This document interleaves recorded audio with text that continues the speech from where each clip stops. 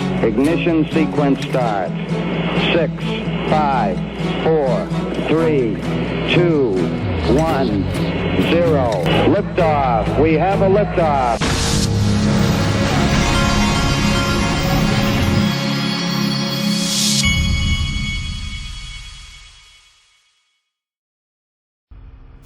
Hey everybody, before I get going today, I want to remind you, PureVPN, who is one of my sponsors, is doing Black Friday 83% off golden ticket, 3 months extra. As you go down here, you'll see they've got their, they call it the golden ticket max, $344 per month. And this gets high-speed VPN, secure password manager, end-to-end file encryption, personal privacy manager, and it actually look, it shows you the massive discount they're doing. This is all leading up to Thanksgiving, and they had reached out to me. I have one of these VPNs because there's several things that if you're going to be in crypto, that you've just got to have, and a VPN is one of them, so that you can surf the internet privately and anonymously. We're dealing with hackers all over the place out here. So it's like one of those must-haves if you're going to be invested in crypto. They gave me a special link to this special, so I'll put the link in the very top of the description of this video. Hey everybody, this is the Digital Asset Investor, and look at this explosion. The iShares XRP trust filing remains prominently featured on the ICIS Delaware website. If it were fraudulent, it would have already been removed. Brace yourself for a significant upward surge. Hadn't seen this guy in a long while. When I first started this channel, this guy was called the Modern Investor. I don't know if he still goes by that now or not, but he was a smart guy, and I like listening to him sometimes, and he's back. I haven't seen him in a while. Listen to this. On Google Trends. So Google has a thing called Trends where you can see like what's being spoken about at this moment, how popular something is, where the discussion is going, and what people are actually Googling when they want a specific amount of information. Google Trends has actually announced, or it has been stated that XRP looks like it might be the first and or second most popular cryptocurrency in the United States. It actually has completely breezed by Ethereum, and XRP is now the most popular, especially over Ethereum and other altcoins, in 47 US states, with the highest interest coming from Delaware, Nevada, Louisiana, Arizona, and Hawaii. This is interesting because I believe that a portion of the SEC's lawsuit against Ripple was basically meant to discredit them and try and get people to get away from the project. That's my own belief. It's simply because the guy, Jay Clayton, who launched the lawsuit against Ripple, did it on his last day in office, claiming that they had done something wrong or incorrect or illegal. The problem is, you launch a lawsuit in 2016 when you see the bad things happening and not the last day in office, essentially allowing Americans 4 years to have access to something that they should not have access to. So it seems a little fraudulent, at least in my eyes. Oh yeah, you're directly over the target there. Check this out about the Bitcoin ETFs. We have Bitcoin up here, Ethereum up here, and then it's every other digital asset. No. Wrong that right out of the gate, James. You got XRP up here with legal clarity. You got Bitcoin and Ethereum that have fake regulatory clarity from Bill Hinman and Jay Clayton. And then you have everything else. We think it's going to be a long time before we see anything else. 20,000 tokens. Yeah, there's a lot of other stuff out there, but Bitcoin and Ethereum are kind of off on their own side of things here. Again, we don't even have spot Bitcoin. out the door yet, and it's just amazing to see, the next step already being planned for. Can we talk about spot Bitcoin though?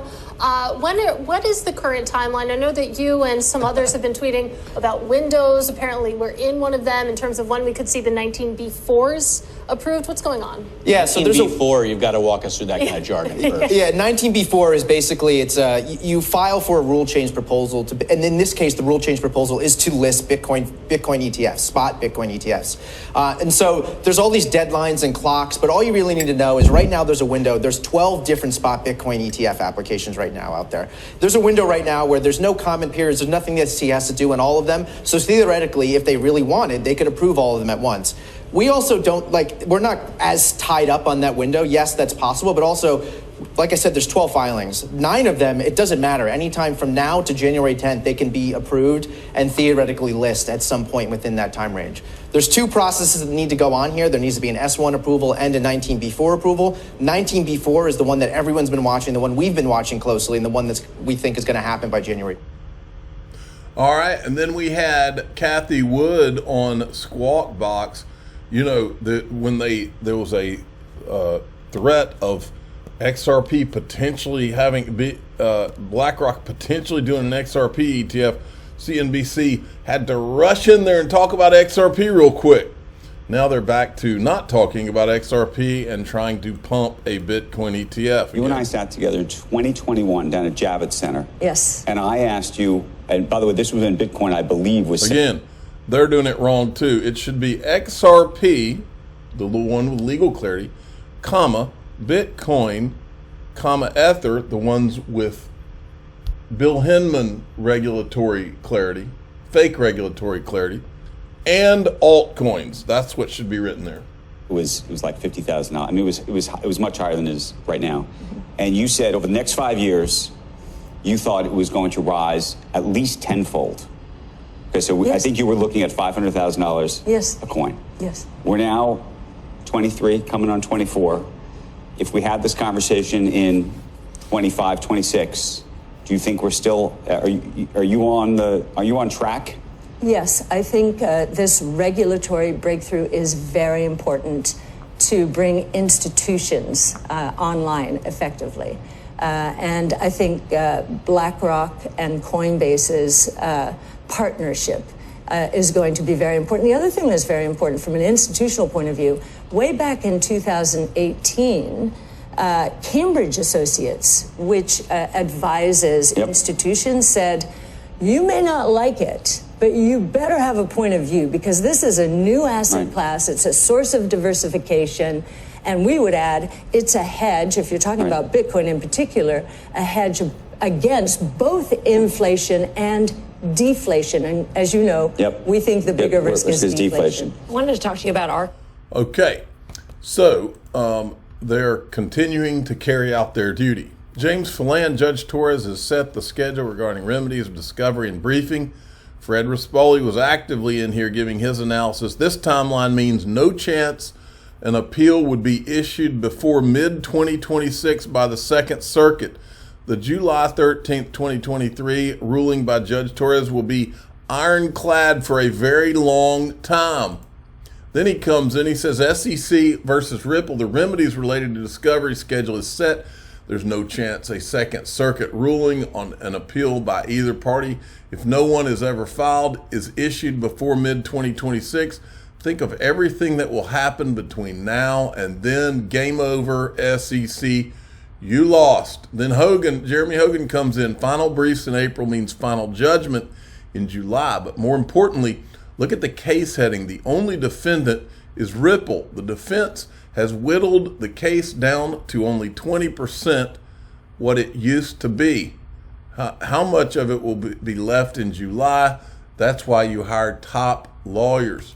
Brad Garlinghouse is commenting on the deep fake that was done on him. There's been an uptick in deep fake scam videos, overlaying new words with old video footage from Ripple's events. YouTube, are you asleep at the wheel again? Reminder, don't trust, verify. All approved messaging will only come from the official Ripple accounts. Let me see here. Yeah, I'll play some of this anyway. This is James Wallace that runs CBDCs at Ripple. I often get asked the question, What's the most exciting thing about CBDCs and stablecoins? In one word, innovation.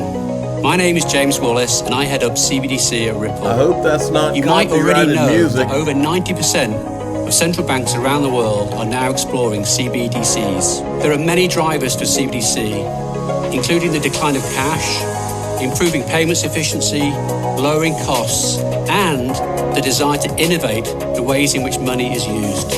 Ripple's CBDC platform is your one-stop shop for the creation of digital currency, designed for minting, managing, transacting, and redeeming CBDCs and stablecoins. Here's how it works.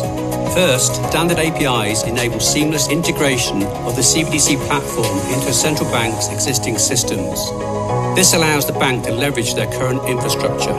Central banks can then mint their CBDC on a private version of the XRP ledger that they control.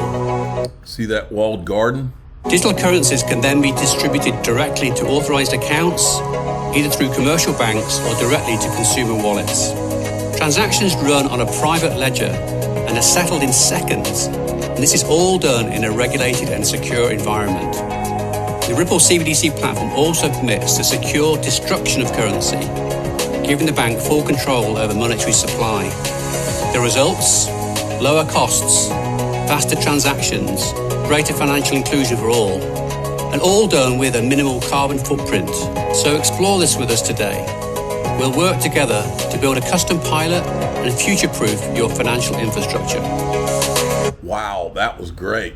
Reminder that Linda P. Jones is doing a fireside chat with Link2 about Ripple to discuss private equity and Ripple on Thursday, November 16th. Link2 is one of my sponsors. You're going to want to go register for this. Now, I'm in the private group. It's daixrp.com. And just as a reminder, in the group, I'm going into it now, and we're going to talk about BlackRock, Robbie Mitchnick. I went on the hunt for Robbie Mitchnick, and I found a few things that I think you'll find interesting. So here we go. Actually, I'm the digital asset investor. I'm not an investment advisor. This is for entertainment purposes only. Please subscribe, hit the like button, and tell your friends and family. Go to daixrp.com to get